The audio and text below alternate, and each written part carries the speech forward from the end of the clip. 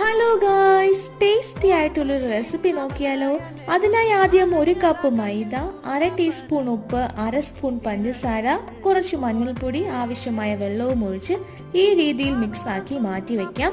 മറ്റൊരു പാത്രത്തിൽ കുറച്ച് തേങ്ങയും ഇഷ്ടമുള്ള നട്ട്സും മധുരത്തിനനുസരിച്ച് പഞ്ചസാരയും ചേർത്ത് ഒന്ന് മിക്സാക്കി ഒന്ന് മാറ്റി വെക്കാം.